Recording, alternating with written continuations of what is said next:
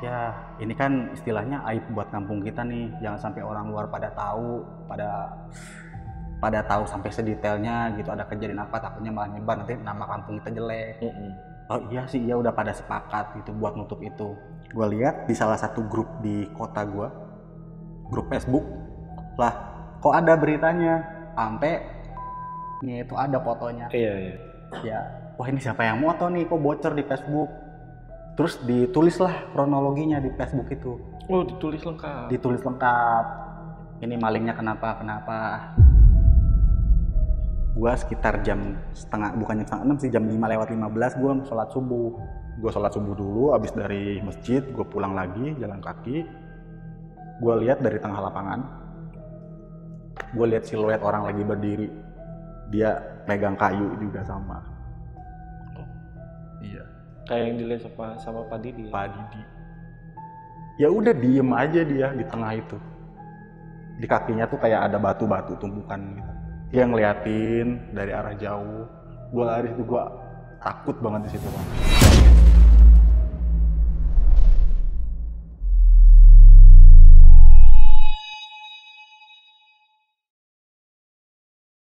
Banyaknya pengangguran bikin tingkat di Indonesia itu makin meningkat, guys. Salah satunya modus pencurian, begal, dan sejenisnya. Dan cerita kali ini kita akan mengangkat sebuah kisah mengenai maling yang bernasib naas yang meninggal karena warga. Dan semoga ini bisa jadi pelajaran buat maling-maling nih yang masih berkeliaran. Karena kejahatan terjadi bukan hanya karena ada niat, tetapi juga ada kesempatan. Jadi waspadalah. Oke, langsung aja kita bahas di Saksi Misteri by Lentera Malam.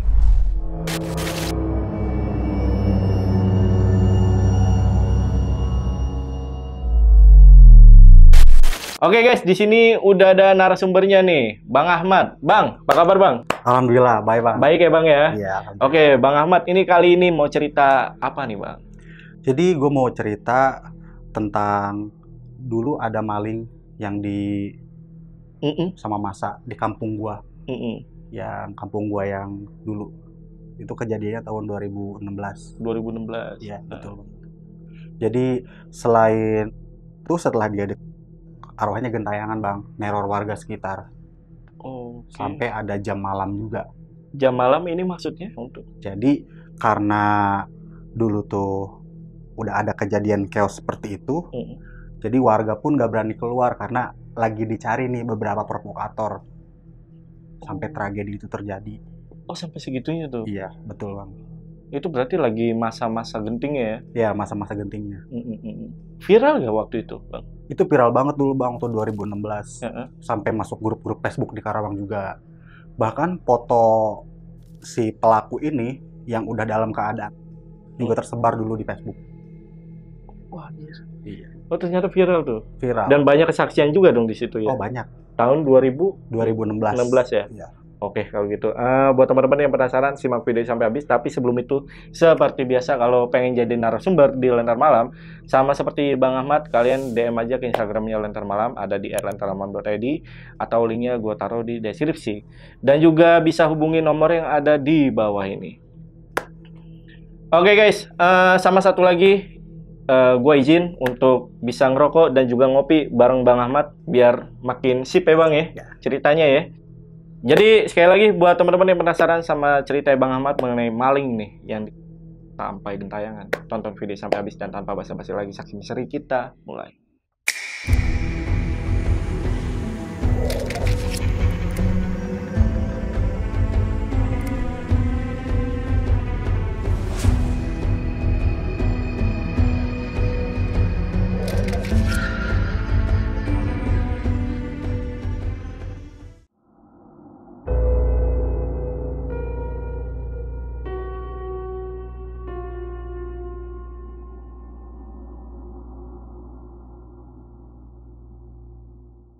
Oke Bang Ahmad, ini kita sambil ngerokok ya?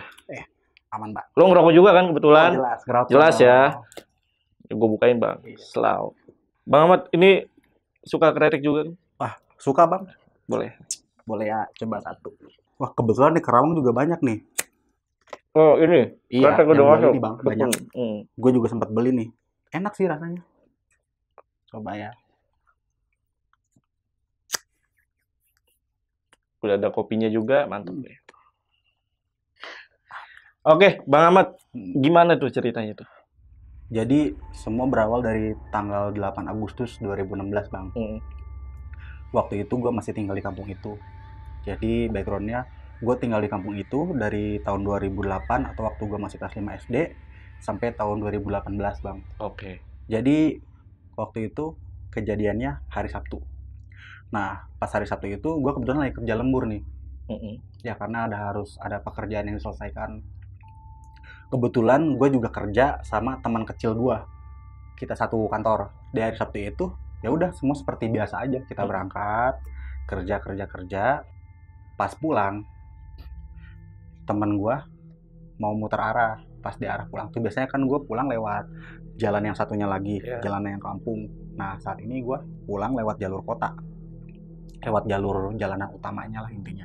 Nah setelah itu sekitar jam setengah 4 sore beloklah kita karena mau arah ke rumah gue. Gak lama di situ kok banyak orang gitu, kerumunan orang di salah satu lapangan. Nah di lapangan itu dulu tempat-tempat orang-orang pada main bola, terus tempat buat 17 Agustusan di kampung gue dulu. Nah setelah itu gue sama temen gue namanya Adi. Di ada apa tuh? Gak tahu, lihat nih Mat. Ya udah lihat, kita berhenti. Bukan cuma rame aja Bang, tapi banyak orang-orang yang bawa batu, bawa kayu, balok. Bahkan ada yang bawa juga yang gue saksikan. Lanjut setelah itu, pas gue udah berhenti, kok orang-orang makin rame. Terus gue tanyalah ke salah satu bapak-bapak yang ada di situ. Tapi gue gak kenal, kayaknya dia orang lewat atau pedagang, walaupun itu kampung gue juga, tapi gue gak kenal sama dia, mungkin orang lewat. Terus gue tanya, Pak itu ada apa? Ada maling. Hah, maling? Maling dari mana? Itu lagi di mau warga, mau ikutan. Wah, Mau ikutan? iya bapaknya sampai bilang gitu. Wah, enggak deh Pak, mau lihat aja, ngeri ah. Lihat, gue jalan ke nerobos-nerobos orang-orang gitu. Ternyata itu orang lagi di pakai balok, pakai batu. Sebenarnya pas gue sampai situ orangnya masih mungkin sekarat ya, tapi masih ada suaranya ampun ampun. Terus pas terakhirannya langsung tuh kepala jebret. Dan gue ngeliat sendiri di situ. Lanjut setelah itu bang, si korban, si pelaku lah kita sebutnya ya, si pelaku itu dia udah benar-benar gak bersuara lagi. Dan di situ gue lihat si pelaku dalam keadaan tangannya sebelah tangannya, sebelah kanan gue inget banget itu. Terus celananya udah compang-camping, bajunya juga udah kebuka. Kan seperti biasa mungkin maling kan bisa dulu ya kalau kena ya. Dibuka bajunya mungkin, terus udah telanjang dada istilahnya. Nah si tangannya udah, ini bang tangan kanannya. Terus ininya juga, kepalanya udah bener-bener udah nggak berbentuk lah intinya badannya. Nah itu udah diantepin tuh, darah udah di mana-mana. Ditambah lagi, walaupun dulu udah musim kemarau, tapi kebetulan itu ada hujan rintik-rintik. Bayangin ada kejadian se-chaos itu, posisi hujan rintik-rintik. Istilahnya gloomy lah, awan juga gloomy.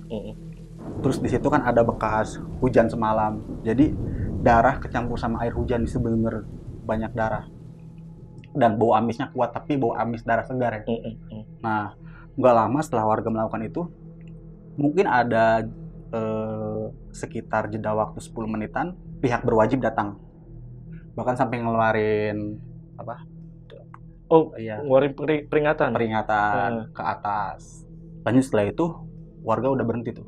Nah, yang gue perhatiin sih bukan cuma warga, tapi orang-orang yang lewat juga ikut sih. Orang-orang yang baru pulang kerja apa juga ada yang ikut juga. Terus setelah itu udah dilepasin peringatan, berhenti semua, berhenti dulu. Lalu pihak berwajib datang mendekati si pelaku itu, dicek udah nggak bernapas, udah pasti nggak bernapas ya bang ya. Nah dievakuasi lah, kebetulan mobil pihak berwajibnya semi pick up gitu kan. ada kantung juga. Aduh, di situ sih bang yang paling nggak gue lupa. Pas jenazah dievakuasi, tangannya tuh itu yang tangan kanannya yang remuk. Ya, itu diangkut lah, udah tuh kelar, dibawa buat ke pihak yang berwajib, dibawa untuk forensik mungkin ya, untuk keperluan forensik atau apa. Kekeosan udah berhenti, kacauan udah berhenti, warga bubar walaupun cuma ada beberapa warga di situ karena kan masih dipasang garis polis lain.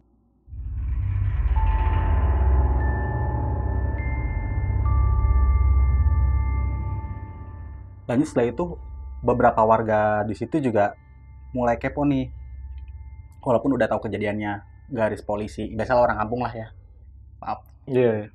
Selanjutnya pas udah mau maghrib, kok pada sepi, udah pada bubar tuh, sepi. Nah malamnya lagi juga lebih sepi lagi. Ya, gue pulang ke rumah seperti biasa. Nah gue denger nih dari beberapa teman-teman gue, teman sekampung. Dulu kan masih zamannya BBM ya. Zaman BBM, cerita-cerita soal itulah. Jangan pada ada yang keluar dulu malam ini ya, intinya takut ditangkepin atau gimana. Ya karena kan masih diusut sama pihak berwajib. Iya. Istilahnya gitu.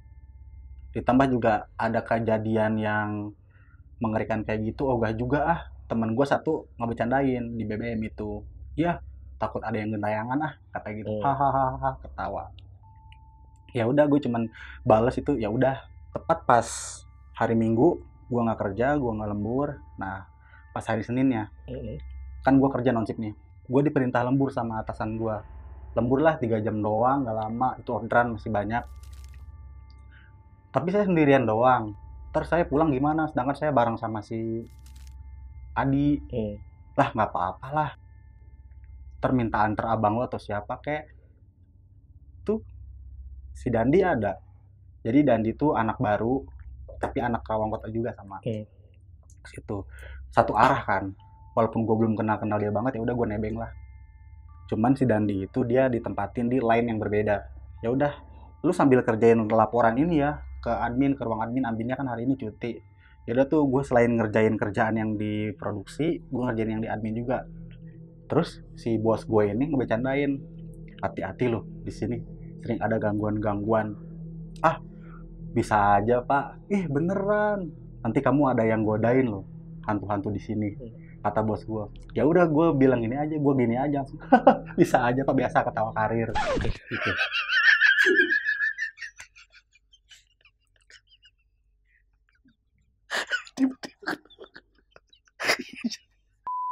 Nggak apa-apa pak, saya udah biasa sama hal yang kayak begitu. Oh ya udah, oke pak, siap, saya laksanakan lah. Yang penting persenannya lancar pak, minimal kopi lah.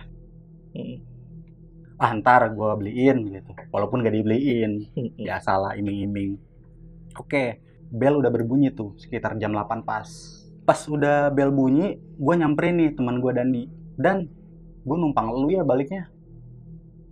Oh boleh emang pulang kemana? Searah kok, di daerah sini. Jalan-jalan, naik motor. Nah gue dianterin tuh sampai gang jalan utama. Kebetulan dari gang itu sampai ke rumah gue jaraknya lumayan jauh. Ya rumah gue kan di ujung, sebenarnya di ujung. Gue jalan di gang yang lebar itu, terus posisi gelap banget bang. Berarti sekitar jam setengah 9, jam 8.45 gue inget banget jamnya itu, karena dulu gue pakai jam tangan juga. Gue lihat jam 8.45, gue lihat di sana kok gelap. Ternyata kebetulan ada pemadaman bang, pemadaman listrik. Terus gue jalan, otomatis gue harus lewat lapangan. Tempat TKP nih ya? TKP nih ya? Iya, karena dari TKP ke rumah gue cuma 200 meter aja.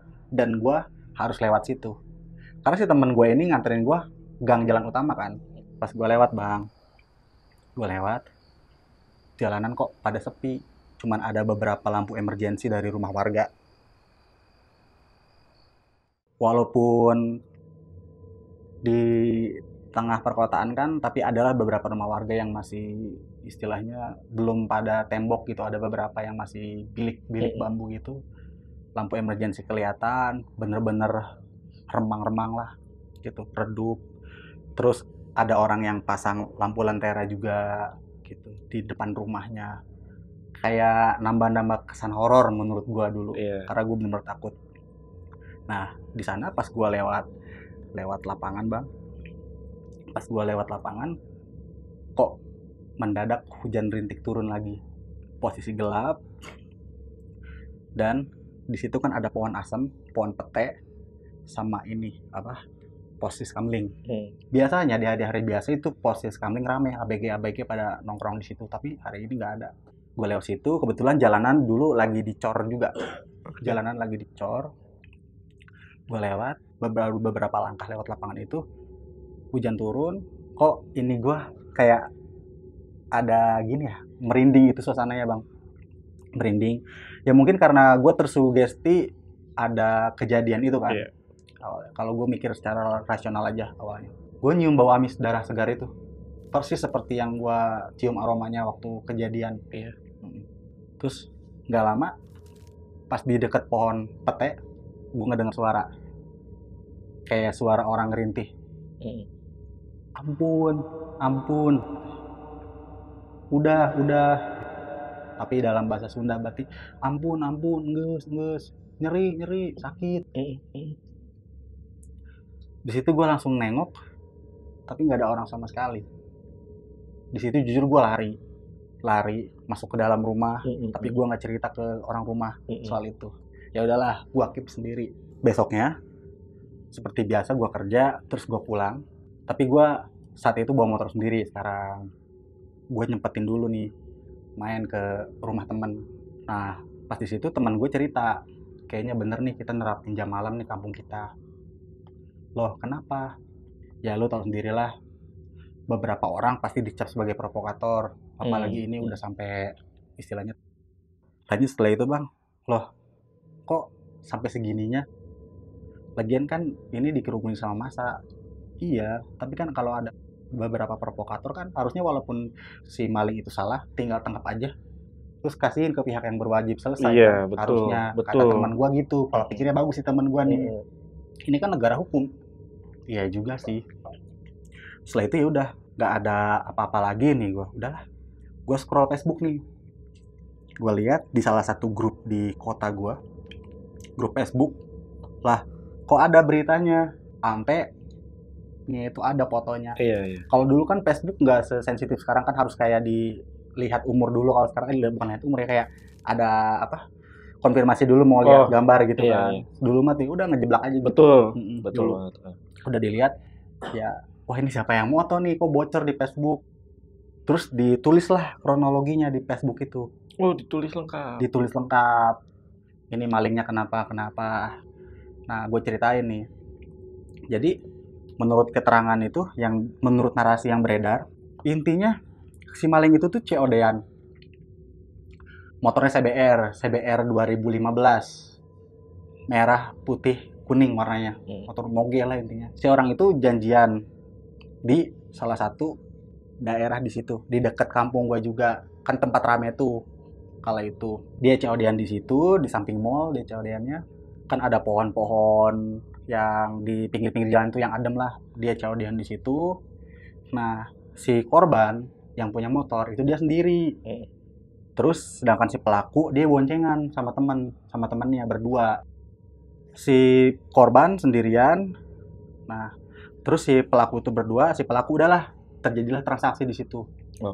Transaksi ngobrol-ngobrol gini, deal di harga 28 juta kala itu. Kok tiba-tiba si teman pelaku itu bawa motor kenceng duluan, alasannya mau ngambil sisa duitnya, ada di ATM katanya.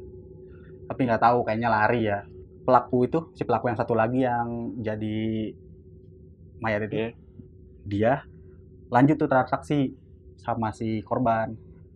Entah dipakai ilmu gendam atau apa, si korban ngasihin aja surat-suratnya, STNK sama BPKB dan kuncinya, dan dibawa sama si pelaku. Nah si pelaku itu alasannya mau test drive, tapi kenapa harus dikasihin juga loh surat-suratnya gitu. Nah menurut pengakuan korban di narasi tersebut, si korban itu langsung sadar setelah beberapa detik.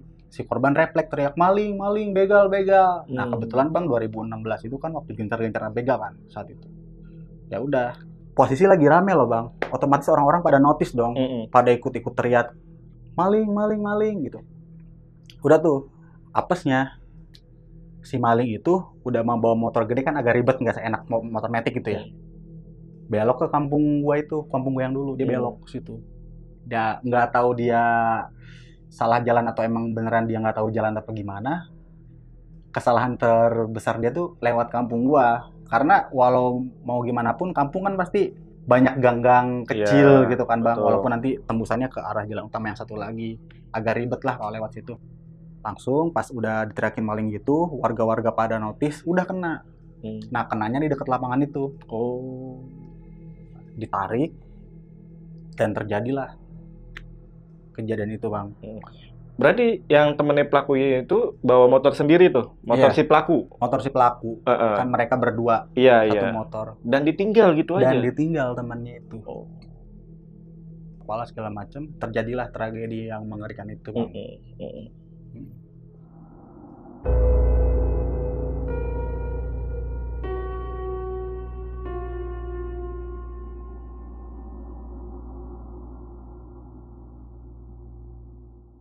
Setelah kejadian itu ada kejadian horornya bang, selain yang gua alami. Apa tuh? Ya, tapi ini VOV dari beberapa pedagang yang kebetulan sering lewat ke kampung gua sama warga sekitar juga. Pertama dari tukang bakso langganan gua sendiri, Pak Amo. Jadi saat itu sekitar hari Rabu, berarti beberapa hari setelah kejadian ya. Infonya tuh dia lagi habis jualan dari daerah lain. Barang dagangan dia masih banyak bang. Kebetulan kan dia tinggal di kampung sebelah. Yang di sebelah sananya dia lewat. Tok tok tok tok tok gitu. Gue sempat ketemu nih. Ketemu sama Pak Amo pas malam-malam itu. Walaupun jam 10:30 malam. Gue emang motoran sih gitu. Abis beli pecel lele lah di gang depan. Pak Amo. Iya mas, belilah bakso katanya. Wah, enggak deh pak, ntar aja nih saya udah beli pecel nih. Sambil gue tunjukin ke dia, gue pamer. Ah, nggak enak pecel mah malam-malam, enakan bakso. Oke, Pak Amo bisa aja. Ya udah pak, saya balik dulu. Emang kebetulan ketemu juga saat itu, emang benar-benar ketemu malam itu, malam kejadian. Pak Amo jualan, tibalah dia lewat lapangan itu bang. Kejadiannya di situ.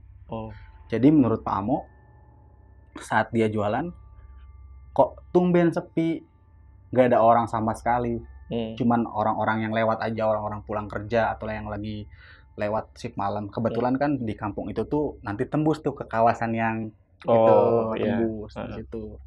Kok Pak Amo heran, kok tumben nggak ada orang, ada apa nih? Bakso, bakso, tok tok tok tok tok. Ya udah, dia ngetem dulu tuh, dia berhenti dulu di situ. Berhentinya di dekat siskamling, dekat pohon seri. Nah dari pohon seri itu ke tempat kejadian kan di tengah lapangan, nggak jauh dong karena emang satu kawasan lapangan itu. Tiba-tiba bang, Pak Amo diganggu sama sosok itu. Pertama gangguannya tuh pas Pak Amo ngetok-ngetok bakso bakso gitu, Pak Amo ngedenger suara orang nangis. Terus Pak Amo nengok, nggak ada siapa-siapa. Terus nggak lama, ya udahlah Pak Amo udah skip aja, paling orang iseng. Siapa sih yang iseng-iseng kayak gini, orang lagi malam-malam. Udah jam, berarti jam 11-an tuh. Jam 8, jam 9 aja udah sepi kan, karena ada jam malam itu, apalagi jam 11 malam. Pas Pak Amo udah ngetok-ngetok lagi, mau nyari pelanggan lagi, manggil-manggil warga, ini warga kemana ya, pada sepi. Nah, kebetulan Pak Amo nggak tahu ada tragedi tersebut.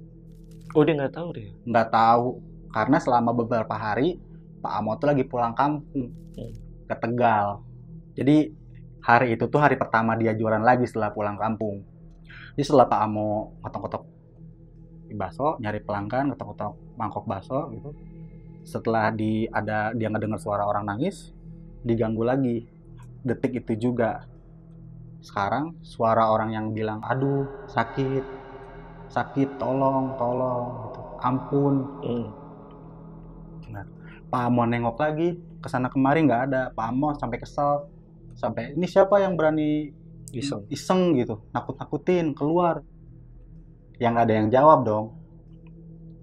Ya udah Pak Amo berpikir rasional mungkin ya, dia bilang paling orang iseng. Ya udahlah. Saat dia lagi jalan, udah dorong gerobaknya, lagi jalan, tiba-tiba dia berhenti lagi, dia mau ngambil sesuatu di bawah. Pas dia udah ngambil sesuatu itu, dia berdiri di depan gerobak dia, udah ada sosok itu bang. Sosok si pelaku yang dalam keadaan terakhir dia meninggal lah, kepalanya, tangan hampir, baju compang-camping, pokoknya mengerikan lah gitu. Dia cuman berdiri di situ di depan gerobak bakso Pak Amo. Bayangin kan gerobak bakso kan pasti ada gini kan, ada celah lorong gitu kan. Iya. Pak Amo ngelihat di situ, dia berdiri lari ngejar Pak Amo dari arah depan gitu.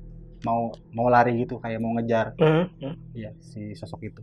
Jadi Pak Amonya udah lari terus dia ngejar gitu. Nggak lari, Pak Amonya di situ nge-freeze. Terus si sosok itu kan walaupun ada di depan gerobak Pak Amo, jarak beberapa meter lah. Dia kayak lari kenceng gitu, kayak orang mau ngejar, kayak orang mau mukul gitu istilahnya. Asli itu ngeri banget sih, gue denger ceritanya. Nah, ya udah saat itu Pak Amo nge-freeze, gerobaknya dia tinggal di situ. Abis udah nge-freeze, mungkin dia udah sadar lah, dia udah ada perlawanan di alam bawah sadar dia. Dia lari langsung ke rumah warga. Sekitar jam 11-an itu. Dia ngetok-ngetok pintu. Bu, buka bu. Dia udah gemeteran, bu, buka, tok. Dia ngetok ke rumah warga yang satu, nggak ada yang bukain. Ke warga yang satu lagi baru ada yang bukain. Loh, kenapa Pak Amo? Itu ada hantu, kata gitu. Pak Amo bilangnya hantu. Hantu mana? Demit mana? Itu di situ bu, di dekat jalan lapangan. Itu gerobak saya masih di situ, gimana bu? Tolongin.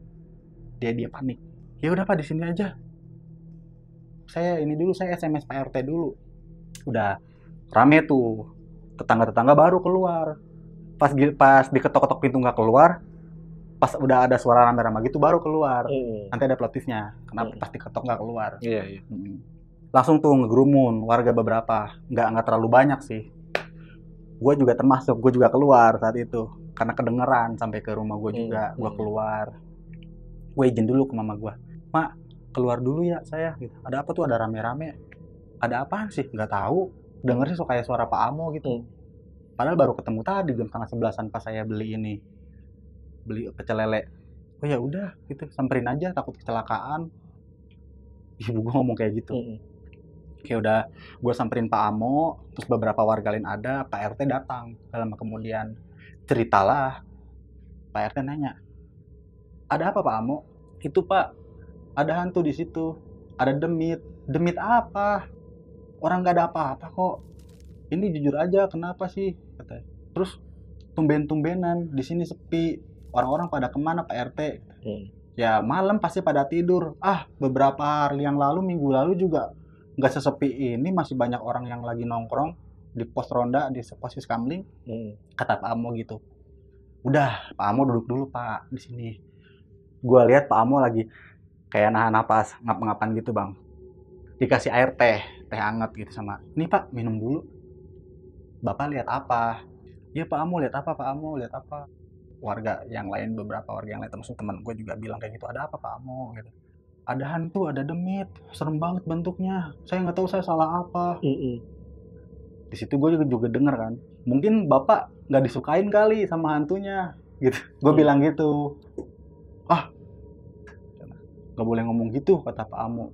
Pak Amo refleks bilang gitu. Saya lagi ketakutan. Bercanda Pak. Gue sambil kayak bercanda Pak gitu. Ya, beberapa teman-teman gue yang lain sama gue ngeledek-ngeledekin gitu. Mungkin orang halu apa gimana nih. Pak, saya mau pulang tapi saya takut. Pak mau bilang kayak gitu. Lah takut apa? Saya nginep aja ya di rumah ibu. Lah Pak, ntar dimarahin suami saya lagi shift malam. Bisa ya Pak Amo. Gitu. Terus ya udah Pak RT anter aja ya gitu, kata Audi namanya. Audi kayak istilahnya kayak wakil lah di situ. Kata Audi, ya udah Pak, kita antar aja. Yang antar tuh Audi, Abbas sama Pak RT. Nah, gak lama Pak RT bawa motornya tuh, motor Supra X. Jadi Pak RT yang bawa motor, Pak Amo dibonceng tapi ngadep ke belakang sambil bawa gerobaknya gitu. Iya, Allah. Saking segitunya, Narik Bang. jadi kan. Narik gerobak ya Iya, di belakang motor ya. di belakang motor. Saking segitunya, Bang. Iya. Saking takutnya gitu. Heeh. Dibawa gitu. Ya udah Pak, pamit dulu ya. Dia pamit tuh Pak Amo gitu. Kayaknya besok saya nggak jualan dulu gitu. Lah, gitu. Ya udahlah Pak Amo udah pulang. Kita masih belum pada bubar nih di situ. Cerita-cerita lah. Lah emang Pak Amo nggak tahu ya? Iya, belum ada yang ngasih tahu. Dia kan baru pulang kampung. Ya, ini kan istilahnya aib buat kampung kita nih. Jangan sampai orang luar pada tahu, pada tahu sampai sedetailnya gitu. Ada kejadian apa, takutnya malah nyebar nanti nama kampung kita jelek. Oh iya sih, iya udah pada sepakat gitu buat nutup itu. Walaupun kenyataannya di Facebook juga rame kan. Dan pasti ada saksi orang luar juga di sana yang bilang ke yang lain-lain lah. Ya udah, bubar aja bubar. Oke, bubar tuh Bang. Semua bubar.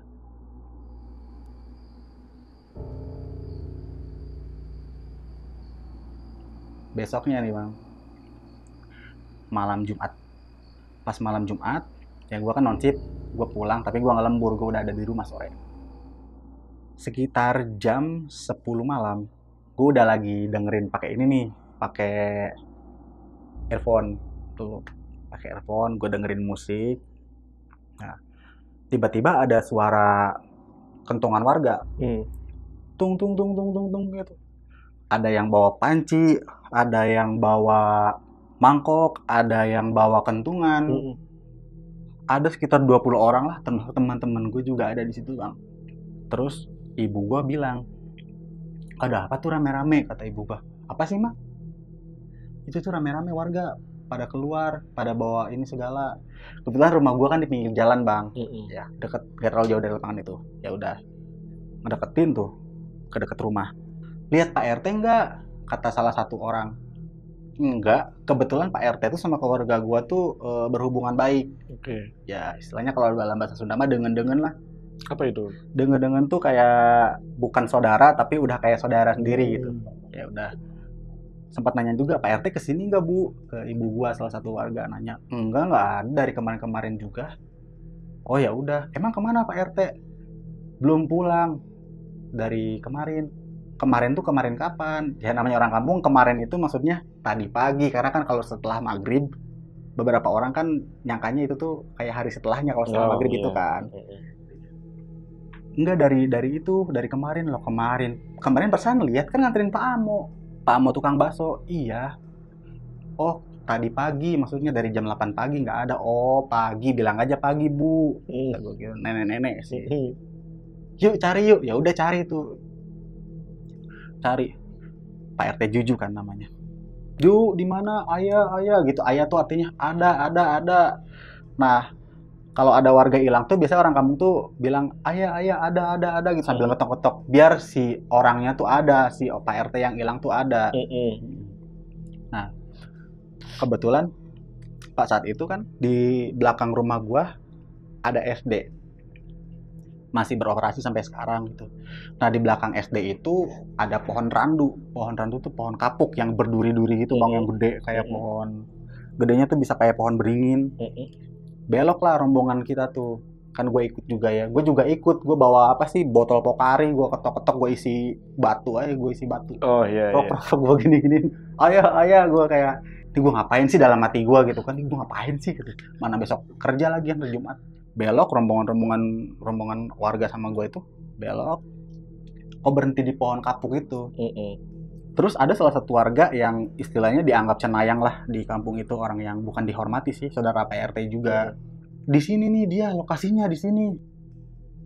Sampai nangis di situ. Ayo kembali, ayo pulang. Si cenayangnya itu kan karena masih saudaranya. Keluar keluar. Ayo penduduk apa sih namanya penghuni di sini keluarin Juju gitu kan. Nah kita ada sejam di situ Bang, ada yang doa lah, ada yang naburin garam segala macem. Sumpah di situ juga chaos lah walaupun gak se-chaos yang apa namanya yang maling itu ya chaos di situ udah lama sekitar jam 11:30 barulah di situ ada salah satu warga yang nyoba nelpon Pak RT. Dulu kan telepon nih, belum ada WA. WA ada, cuma nggak se-booming sekarang-sekarang gitu ya. 2016 kebanyakan warga pakai BBM kan orang-orang. Ditelepon tuh pakai telepon biasa. Setelah itu bang, nyambung. Teh di mana? Di mana? Lu di mana teh? Gitu. Warga udah pada panik cariin lu. Dia Pak RT tuh udah kayak bangun tidur gitu ngomongnya. Emang lu kemana selama ini? Kan gue lagi cari charteran angkot buat santunan anak yatim. Dari pagi itu ternyata dia hilang tuh bukan hilang, tapi dia sama temennya yang di kampung sebelah, beda 2 kampung lah, dia lagi nyari charteran angkot buat bawa anak yatim ke salah satu perusahaan di kawasan buat santunan gitu loh. Oh. Iya, bayangin bang, kita udah capek-capek, gue bawa botol Pocari, gue bilang ayah gitu. Astagfirullahaladzim. Gue kira dia diambil sama sosok. Tahu-tahu dia lagi nyari charteran Angkot. buat bawa anak yatim. Di situ, aduh, langsung si cenayangnya itu, saudaranya Pak RT itu langsung ya udah dia malu aja di situ. Tuh kan ada katanya gitu. Langsung di situ warga, diteriakin gitu. Dia di mana itu dia? Pak RT-nya di rumah temennya ketiduran. Astagfirullah. Bayangin bang. Anjir, gue kira horor. Parah itu pokoknya. Tapi emang suasananya horor saat nyari itu. Paham. Karena kan berdekatan dengan kejadian yang itu ya. Iya, mana pohon gede lagi di situ. Deket sekolah kan kalau malam kosong ya di situ. Kata gue, gak bermutu banget. Gue mikirnya, aduh kata gue. Gue agak lola tadi. Cuman iya. Gue kira dia diculik sama sosok gaib genderuwo apa, tahu-tahu lagi nyari charteran angkot buat bawa anak yatim, buat santunan. Aduh, kata terus gua. pas Pak RT pulang, mungkin nggak Pak RT? Enggak dong, langsung jadi bahan gunjingan juga.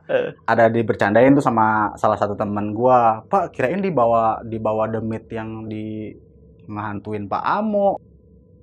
Ah, enggak, mana mungkin lah demit bisa bawa orang, katanya gitu. Orang gua lagi ada urusan. Iya sih Pak, ya udah tuh. Nah ini timeline juga nih, timeline di hari yang sama bang. Masih di malam itu? Malam itu juga. Oke. Kita nggak bubar, cuman sampai jam 1:30 malam aja.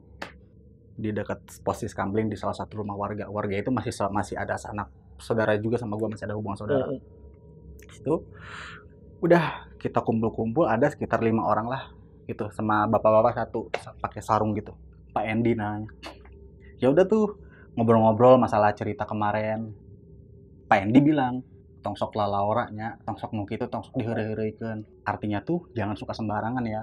Hal-hal yang kayak gitu jangan dijadiin bahan bercanda. Apalagi yang tragedi kemarin, kita masih panas nih. Gue nyeletuk lah. Emang yang dibilang provokator itu siapa sih? Gitu. Ya, kita saling jaga aja, tahu sama tahu. Oh ya udah deh Pak. Gak lama ada tukang somai yang pakai kokek yang gitu bang. 1:30. Ya kan mereka malam ada bang. Malam tukang ada somai ya? Itu ya. Udah jarang tuh. Yang pakai sepeda. Iya, Jakarta udah jarang sampai malam. Sampai malam situ lewat. Pak ngopi dulu, kata Pak Endi. Si abangnya cuma jawab, saya mau jualan bukan mau ngopi, kata ntar aja ya besok. Karena emang udah akrab juga. Jadi ada aja kejadiannya. Gitu. Ya udahlah, termampir ya besok. Iya gitu. Nah, udah tuh. Datanglah menjelang pagi, malam lagi. Berarti Jumat malam ya. Nah, gue kan kebetulan satunya libur dong, nggak ada lembur. Ya udah gue begadang aja teman-teman. Terus udah itu si tukang somai lewat lagi. Gabung sama kita, cerita lah dia di situ pengalaman dia, Bang. Ngeri sih itu dia. Jadi cerita si Abang Somai itu, sebut sajalah si Abang Somainya Pak Didi lah. Oke, Pak Didi Ya. pas tuh. Pak Didi. Didi Somai namanya. Iya, bagus juga ya. Iya, bagus. Ya. Didi Somai. Nah, Pak Didi cerita, ya ngomong-ngomong Betawi ora gitulah.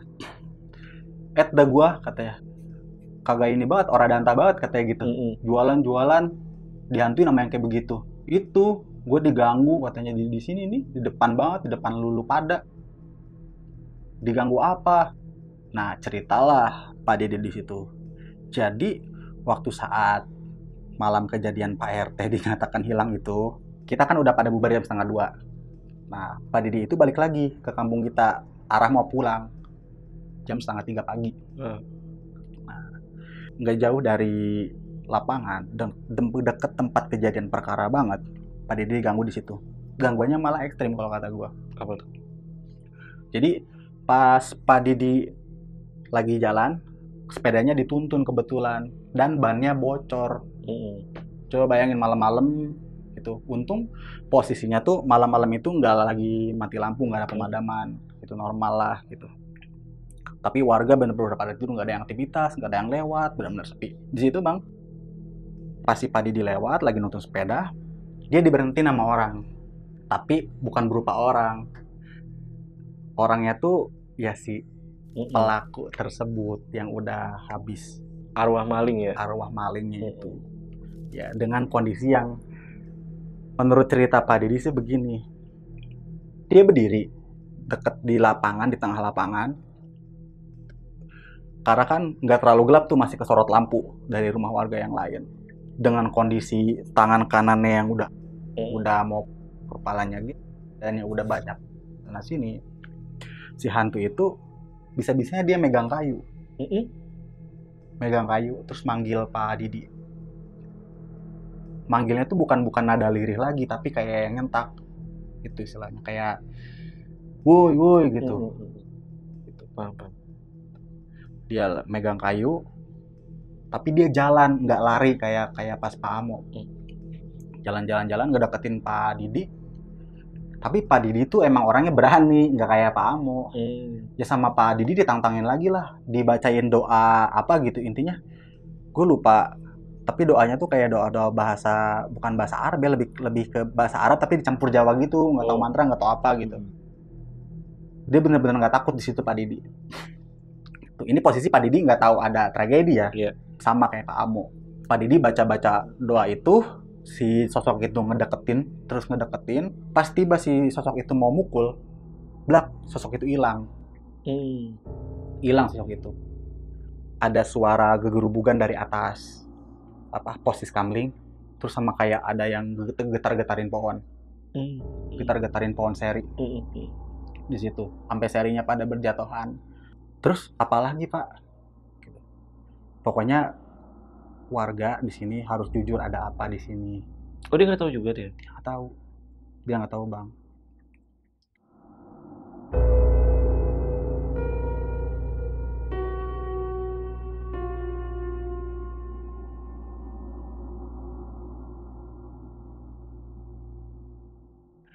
Terus setelah Pak Didi ngotot-ngotot gitu bang, ceritalah kita, Pak Didi di sini tuh ada kejadian maling abis di tengah lapangan itu. Jadi kemungkinan sosok yang Pak Didi lihat, yang sempat ganggu Pak Didi, itu sosok beliau. Kata salah satu teman gue yang emang agak dewasa lah, pola pikirnya yang lebih kayak diketuakan lah di situ, di tongkrongan kita. Iya sih, kata Pak Didi begitu. Udah ketebak. Karena pas saat dia ngedeketin saya, pas sosok itu ngilang, Pak Didi sempat nge-freeze, kata Pak Didi gitu. Intinya ada kontak batin lah di situ, kata Pak Didi. Jadi si sosok itu tuh pengen kayak istilahnya keadilan, pengen cepet-cepet ketemu provokator atau gimana. Jadi kata Pak Didi, pas di kontak batin sama Pak Didi itu, ini sedih sih bang, sedih. Jadi si sosok itu bilang bahwa dia tuh baru pertama kali ngelakuin itu, ngelakuin kesalahan. Iya. Jadi sebenarnya Pak Didi tuh tahu dari sosok tersebut, tahu ada kejadian itu. Pak Didi cuma mancing-mancing aja. Iya. Dia bilang ke Pak Didi bahwa dia tuh baru melakukan itu, dia pertama kali jadi begitu, karena dia baru kehilangan pekerjaan juga. Ya, dia punya anak 1, ya, dia jadi intinya anaknya cewek, baru sekitar umur 7 tahunan. Jadi dia ninggalin anak istri. Yang bikin dia berat tuh itu. Istilahnya nggak apa-apa saya salah, saya dihukum dengan kesalahan saya, seperti ini pun tidak apa-apa, istilahnya begitu bang. Tapi yang bakal jadi korban tuh keluarga saya. Intinya begitu. Tolong saya minta keadilan, keluarga saya butuh keadilan, kata si sosok itu. Kontak batin sama Pak Didi. udah gitu bang, udah kita di sini termenung, kita langsung diem di situ bang. Kebetulan matching nih sama pas si jenazah diangkut kan, dompetnya ada jatuh ketinggalan. Oh, ada dompet yang jatuh. Ada dompet, walaupun diamanin juga sama yang berwajib. Iya. Ada salah satu warga yang buka dompet itu emang ada foto anak istrinya. Anaknya bener perempuan di situ. Sedangkan Pak Didi nggak tahu apa-apa kan. Iya. Berarti matching dong. Iya. Di situ kita kaget. Wah, berarti itu yang disampaikan Pak Didi tuh matching pesan dari si sosok tersebut bang, dari jin korinnya lah istilahnya mungkin. Selesai tuh dari POP dari Pak Didi. Nah, terus POP dari warga.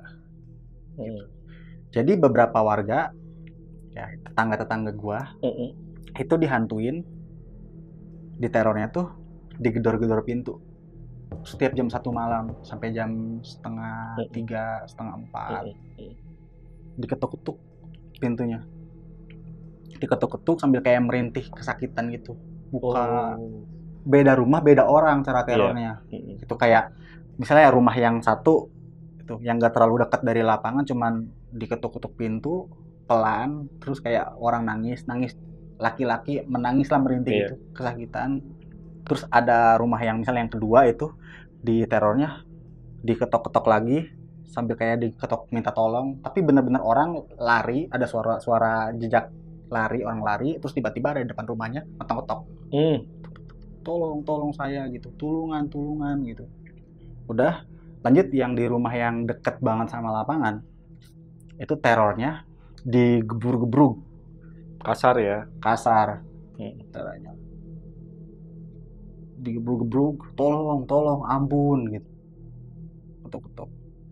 Nah makanya pas saat Pak Amo minta tolong ke salah satu warga, ada warga yang ternyata notice. Ada yang minta tolong, tapi warga takut bukain pintu ternyata, karena takutnya sosok yang neror itu. Iya, gitu bang jadinya. Tapi warga yang diketok pintunya itu sempet buka pintu gak? Yang mana? Iya. Oh, sempet ada. Yang dekat lapangan itu. Ya, bahkan orang yang bukain pintu buat Pak Amo, mungkin dia mentalnya udah baja kali ya. Pas ketok-ketok itu, yang ketok-ketok kasar beberapa kali, dia buka nggak ada siapa-siapa bang di situ. Ya.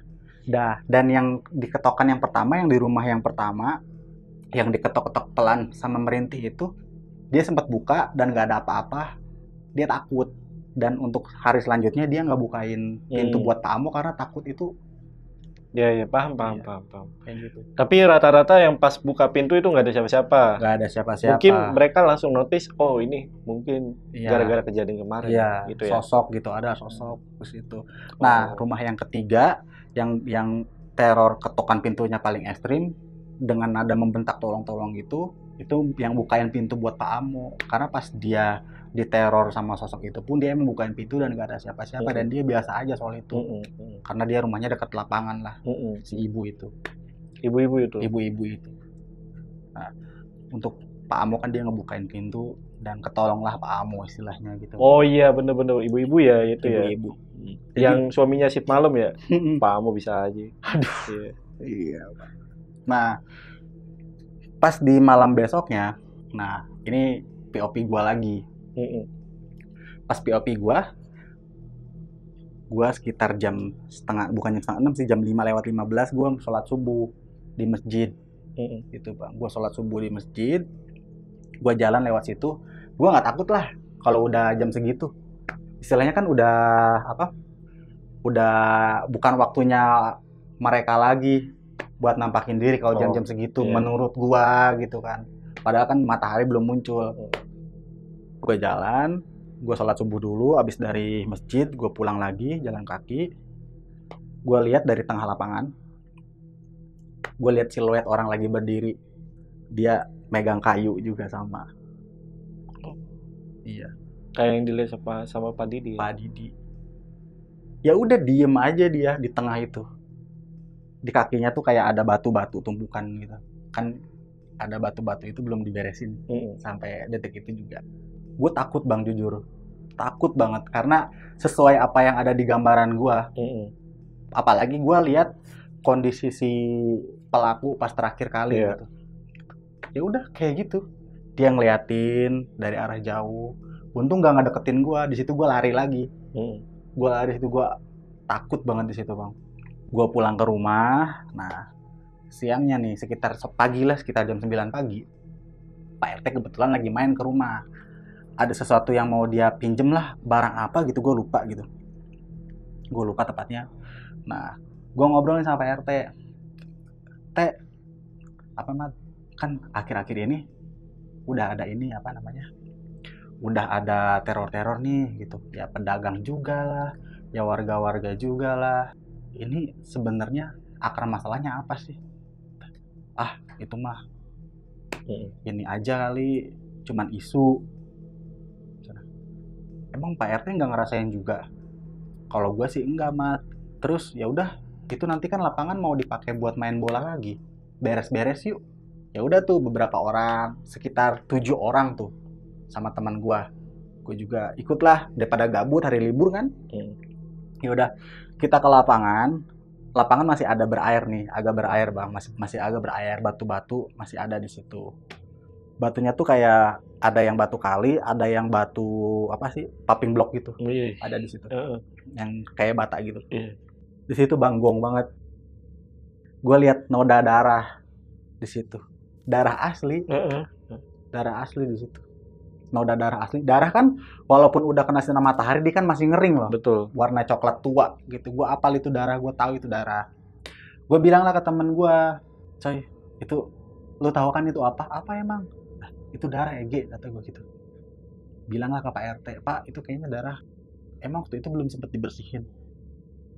Ya belum kan, udah keburu dipasang garis polisi dan udah lagian tengah lapangan juga, nanti juga hilang sama sinar matahari, sama hujan. Yang penting kita beres-beresin ini aja dulu.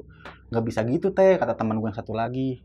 Minimal di ini kayak dikuburin apa? Pasir.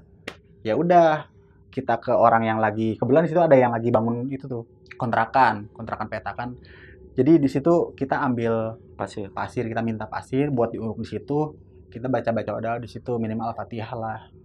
Al-Fatihah di situ kita baca Al-Fatihah. Ya udah dikubur. Si darahnya itu kita bersihin, udah beres.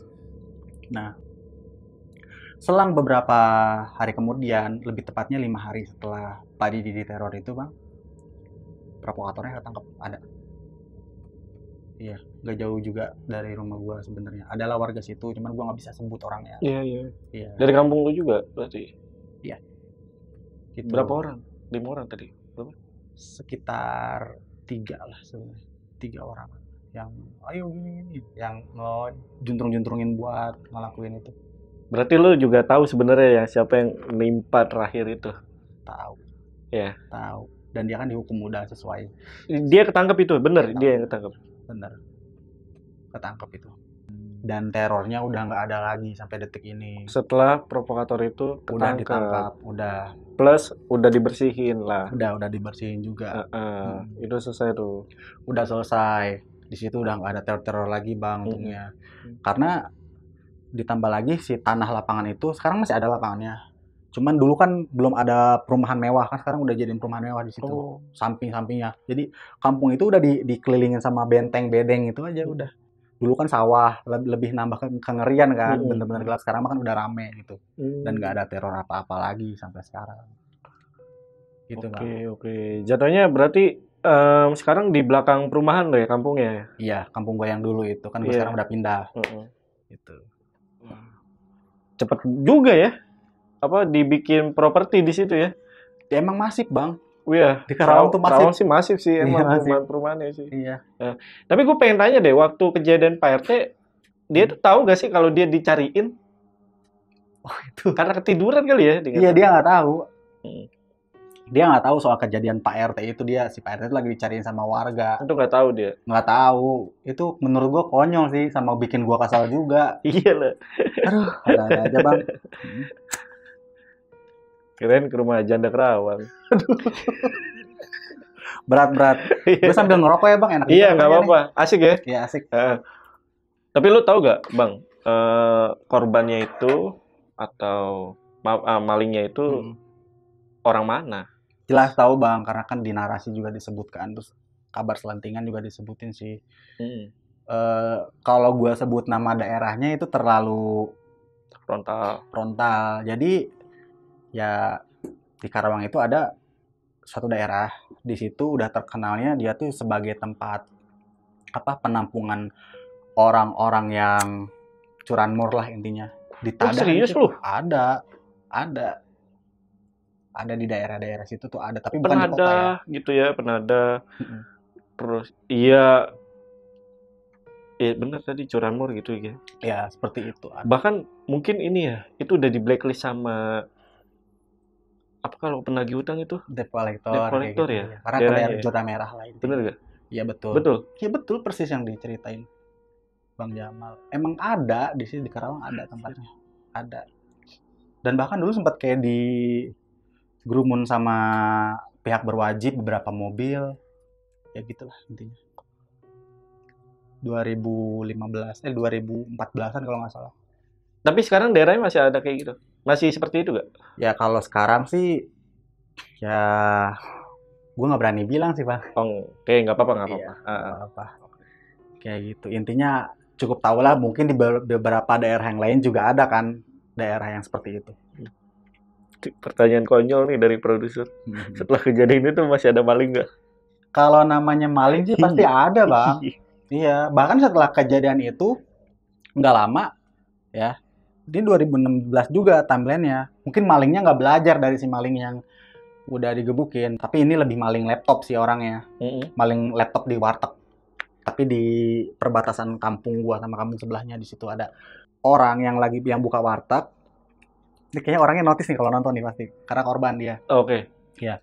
Jadi si anaknya yang punya warteg itu dia kan kuliahan nih. Dia si maling itu pura-pura mau beli si ininya lagi nyiapin makanan. Maling itu bawa laptop dan ditinggal lagi sama temennya. Oh. Tapi sempat digebukin sama warga sebelah. Tapi nggak sampai nggak. Nah, fun fact nih Bang.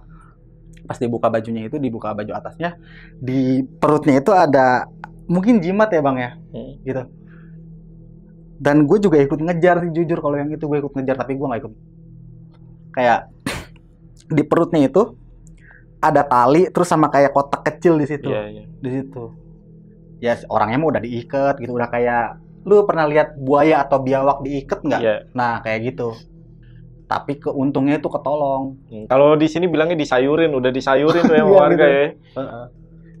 Emang kejadian curanmor di Karawang tuh termasuk tinggi sih Oh kalau menurut gitu. gua. Banyak. Oh iya.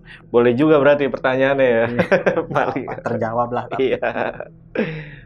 Ada isu gak di kampung lu itu ditandain sama kampung yang curanmor itu gitu? Enggak ya? Kalau itu nggak ada. Iya. Karena kan mau gimana pun mereka yang salah. Iya, resikonya kan itu ya. Iya, ditanggung sendiri. Ditanggung sendiri. Ditanggung sendiri. Jadi tahu sama tahu lah intinya. Tapi menurut lo ya, menurut lo aja, Iya. kampung yang udah zona merah itu rata-rata isinya pendatang atau asli? Ya orang-orang asli. Ya kita sih nggak bisa menyamaratakan gitu kan. Toh kampung bukan kampung ya, lebih ke daerah itu terbawa jelek mungkin karena beberapa oknum, jadi Iya. Jadi istilahnya ada noda senila rusak sebelangga gitu intinya. Jadi capnya jadi jelek seperti itu. Iya, paham. Dan yang paling gua jengkel nih Bang nih, gua pribadi pernah kehilangan motor juga di tahun 2014. Oh, lu pernah? Ya. Lagi apa itu, Bro? Ya diparkir di depan rumah aja. Motor Beat itu Gile. Gitu. Gile juga ya.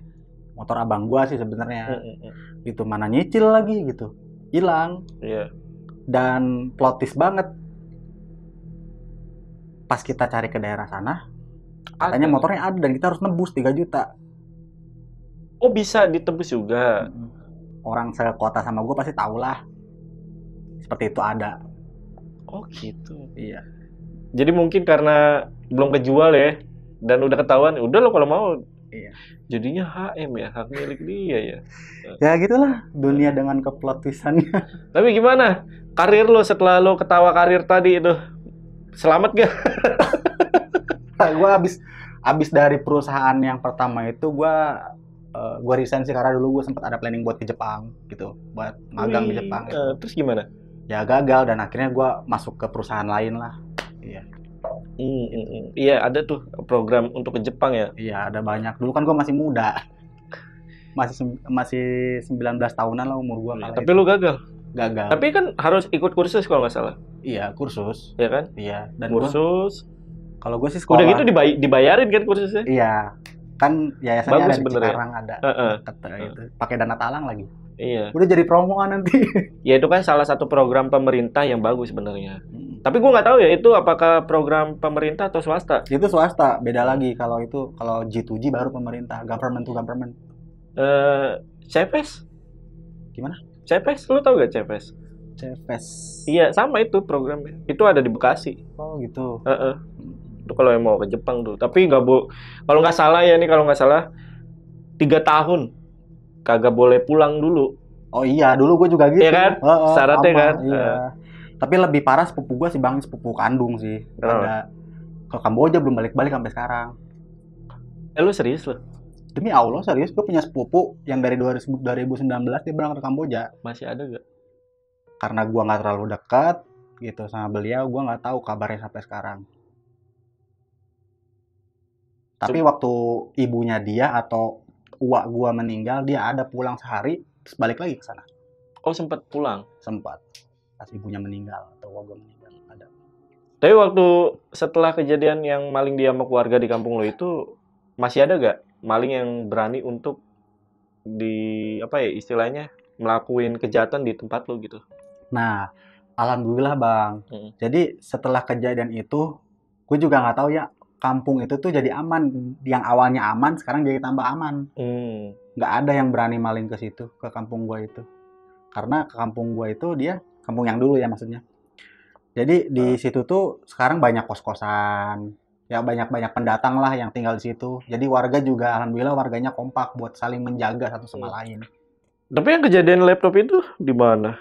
Itu di kampung sebelahnya, perbatasannya. Kampung Dan sebelahnya. cuman beda bulan aja, bulan Oktober 2016. Oh iya. Gitu. Ya. Mungkin itu maling yang gaptek, nggak tahu sosial media, jadi dia nggak baca tuh. Iya. Padahal itu viral ya di Facebook ya. Oke, Bang Ahmad, ini thank you udah datang kedua kalinya. Mungkin boleh kasih pesan ke teman-teman. Intinya pesan buat teman-teman, jangan terlalu percaya sama teman, takutnya ditinggal. Oh iya, yang maling kayak kejadian tadi. Iya. Pokoknya jangan terlalu percaya sama siapapun lah. Terus kedua, kita harus hidup di jalan yang baik. Iya. Ya. Jangan neko-neko cari duit yang halal gitu. Jangan merugikan orang. Intinya gitu aja sih Bang. Iya. Karena hari sial itu nggak ada di kalender. Iya betul Bang. Iya.